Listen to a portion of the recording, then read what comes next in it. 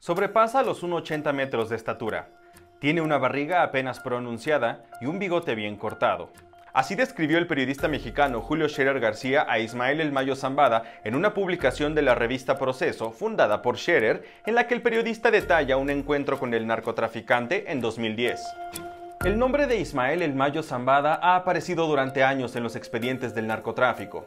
Se trata del cofundador y presunto líder del cártel de Sinaloa. Su nombre destaca como el de Joaquín El Chapo Guzmán, otro de los líderes del mismo cártel, hoy sentenciado a cadena perpetua en Estados Unidos. El Mayo, sin embargo, tiene su propio historial. La Administración de Control de Drogas, DEA por sus siglas en inglés, señala a Zambada de cometer delitos como conspiración de lavado de dinero, conspiración para poseer armas de fuego en promoción del narcotráfico, crímenes violentos, asesinato, participar en una empresa criminal continua para el tráfico de drogas, conspiración para asesinar en un país extranjero y secuestro.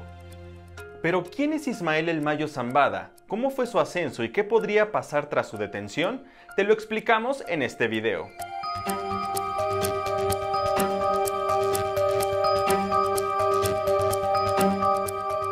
Ismael Mario Zambada García nació el 1 de enero de 1948 en una localidad conocida como El Álamo, en Culiacán, Sinaloa, en el norte de México. Pero también pudo haber nacido en alguna de 7 fechas diferentes, como lo registró la periodista Anabel Hernández en su crónica periodística Los Señores del Narco. Según Hernández, quien cita una ficha del Centro Nacional de Inteligencia de México, la inconsistencia en su fecha de nacimiento se debe a los múltiples seudónimos que ha usado en décadas. El Mayo también se ha llamado Jerónimo, Javier y Jesús, y según Hernández, ya era campesino cuando comenzó a dedicarse a la siembra de amapola y marihuana. Su familia es amplia.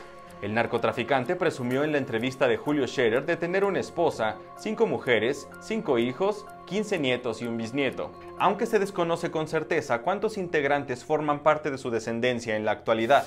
Para el Departamento de Estado de Estados Unidos, El Mayo adquirió notoriedad en la década de 1990 como un importante coordinador de varias organizaciones mexicanas de narcotraficantes. La más importante, sin embargo, es el Cártel de Sinaloa, con la que en esa misma época se convirtió en uno de los narcotraficantes más fuertes de México, pues tenía una infraestructura capaz de transportar cantidades enormes de cocaína, marihuana y heroína en diferentes estados. El cártel fue fundado a finales de la década de 1980 y se le responsabiliza de ser uno de los protagonistas de la guerra contra el narcotráfico, que ha golpeado a México durante años, dejando decenas de miles de muertos, así como de contribuir con los altos niveles de violencia que se registran actualmente en todo el país.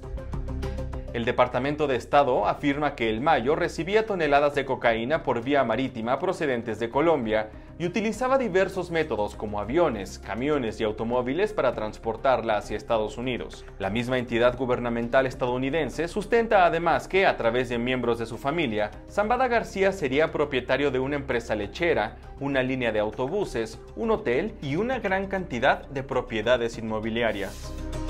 Durante décadas, El Mayo consolidó su poder en la región, aunque mantuvo un perfil bajo y se volvió el menos mediático de los presuntos fundadores del cártel de Sinaloa. Desde 2002 fue incluido en la lista de nacionales especialmente designados de la Oficina de Control de Activos Extranjeros de conformidad con la ley Kingpin en Estados Unidos. Es decir, que desde ese año El Mayo fue identificado como un narcotraficante de suma importancia para ese país. Además, la DEA lo incluyó en la lista de los fugitivos más buscados. Esa discrecionalidad que él ha mantenido en sus acciones, pues le han valido mantenerse ahí y no estar, digamos, sujeto a que ya lo tienen detectado, que es lo que sí pasa, o lo que pasó al menos con el Chapo Guzmán, ¿no? Que sí llevaba una vida social, etcétera, ¿no? Y que le costó lo que ya sabemos, ¿no? La prisión. Pese a que se ofrecía una recompensa de hasta $15 millones por información que condujera a su captura, Zambada eludió a la justicia toda su vida. Esta suerte no la tuvieron otros capos del narcotráfico que han sido asesinados o capturados, entre ellos su hijo mayor Vicente Zambada Niebla, alias Vicentillo. Vicentillo Zambada fue capturado en 2009 y extraditado a Estados Unidos en 2010. Fue hasta 2013 cuando se declaró culpable de participar en una vasta conspiración de narcotráfico y comenzó a cooperar con Estados Unidos, según la fiscalía de ese país. Su cooperación lo libró de la cadena perpetua y recibió en cambio una condena de 15 años de prisión. En 2018 logró un acuerdo de culpabilidad y se le permitió permanecer en Estados Unidos. Su cooperación condujo a que se pudiera acusar a decenas de personas más, entre ellas a El Chapo Guzmán, quien fue detenido en 2016 y extraditado en 2017. Luego de esa detención, El Mayo quedó como presunto líder absoluto del cártel de Sinaloa. Y así se mantuvo hasta su histórica e inesperada detención el 25 de julio de 2024. Ha sido detenido en Texas el narcotraficante Ismael El Mayo Zambada, detenido en Texas, según confirmó a CNN Gaby, una fuente diplomática con conocimiento del caso.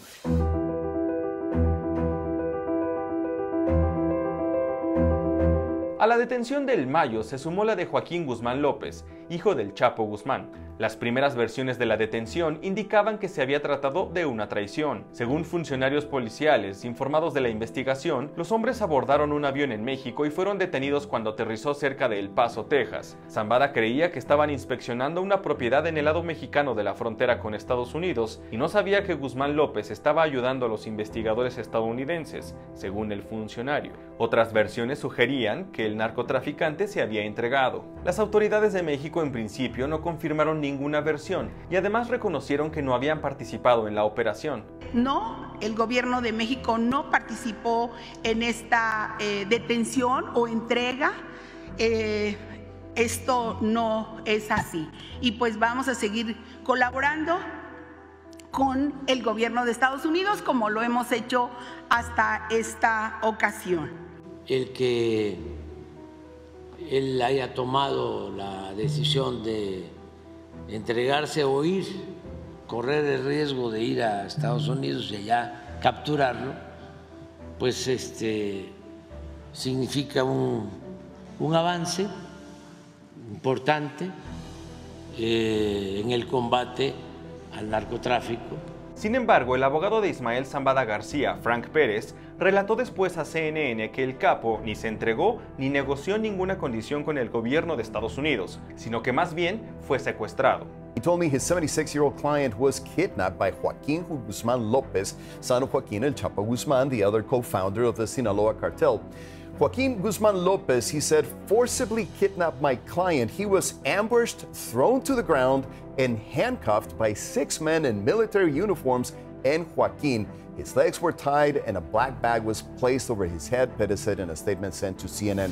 La operación llevó a que funcionarios del gobierno de México exigieran a altos cargos de las fuerzas de seguridad estadounidenses que explicaran cómo ocurrió la detención. Mientras tanto, Zambada se declaró inocente de todos los cargos en su primera comparecencia ante un tribunal federal el 26 de julio en El Paso, Texas. Después, tras una segunda audiencia, su abogado anunció que sería transferido de Texas a Brooklyn, en Nueva York, para enfrentar un juicio.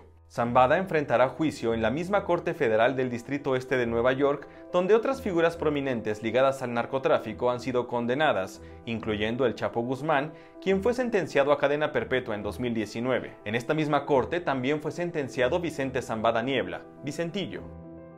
Al Mayo también le esperan acusaciones en su contra en California, Texas, Illinois y Washington. Por su parte, Joaquín Guzmán López, quien también fue detenido con Zambada, compareció ante un tribunal en Chicago y también se declaró inocente. Ante los señalamientos de que traicionó a Zambada tras un acuerdo con el gobierno de Estados Unidos, su abogado refirió que no hubo tal pacto. De hecho, puedes aceptarlo de mí en lugar de alguien que cree que lo sabe o una fuente anónima. No tenemos ningún acuerdo con el gobierno.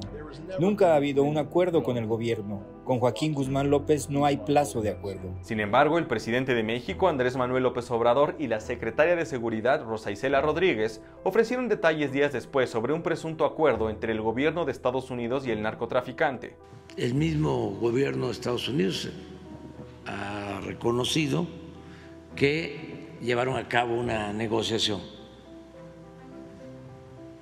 cuando menos con uno de los dos personajes. En Estados Unidos hubo un acuerdo entre las personas que están, digamos, en reclusión con las personas que están libres, y hubo un acuerdo entre ellos para la entrega respectiva para que fueran a entregarse a Estados Unidos. ¿El acuerdo se refiere a los hermanos Ovidio y Joaquín? Así es. La sorpresiva detención de Ismael Zambada García generó una ola de incertidumbre en la opinión pública. Algunos especialistas ponen en el panorama un escenario de múltiples reacciones, ya no solo de los gobiernos de ambos países, sino de los cárteles mismos, lo cual generaría una posible escalada de violencia en México. Sumariamente son 3 escenarios: que se imponga una paz narca debido a un arreglo previo, a una negociación que haya podido generar el Mayo Zambada, que haya una guerra al interior del propio cártel de Sinaloa, o bien que fuerzas externas, el cártel de Sinaloa, se decida a tratar de capturar territorios del Mayo Zambada, viendo que hay una situación de disenso interno. Ahí me sorprende que en el caso de que haya sido una captura, no haya habido un solo disparo, no haya habido el anillo de seguridad que normalmente brinda al Mayo Zambada, no haya abierto fuego. Sin embargo, ante la creciente atención mediática y de la opinión pública sobre este caso, el 10 de agosto de 2024, el Mayo Zambada inesperadamente publicó mediante su abogado una carta en la que relataba su propia versión de la detención. En esta carta, Zambada precisó que fue engañado, secuestrado y forzado a subir a una aeronave y señaló a Joaquín Guzmán López como responsable. Además, refería los nombres de algunos servidores públicos de México, como el gobernador de Sinaloa, Rubén Rocha Moya, quien presuntamente se encontraría con el narcotraficante para arreglar diferencias con otro líder político. Rocha después negó tales acusaciones. Si dijeron que iba a estar yo, pues mintieron. Y si les creyó, pues cayó en la trampa. ¿O no? No tenía por qué. No tengo por qué. Ya dije, esos problemas que son del gobierno los resolvemos en las instituciones. No hay absolutamente nada que pueda vincularme con ese asunto. Nada. Por su parte, el presidente de México, Andrés Manuel López Obrador, informó que la Fiscalía General de México absorbería e investigaría el caso de manera independiente. Mi recomendación respetuosa a la Fiscalía, que es un organismo autónomo, es de que se esté informando lo más pronto posible, de manera periódica, que se llegue a conocer toda la verdad sobre este asunto. La carta del Mayo Zambada abona a la narrativa diversa y contrastante sobre su detención. Una carta que, de acuerdo con Mike Vigil, exdirector de operaciones de la DEA, se lee más bien como una telenovela. Yo leí esa carta 3 veces y se me hizo como una telenovela. Mayo Zambada tenía pánico de ser capturado. Usted se acuerda de la entrevista que dio Mayo Zambada a Julio Scherer, que en 2010, donde dijo que él que tenía mucho miedo de ser capturado y que él iba a contemplar suicidarse antes de que se lo llevara. ¿Cómo es posible que Mayo Zambada, el capo más grande del mundo de drogas, va a ir a estar al tanto de una disputa? Eso no coincide con la lógica.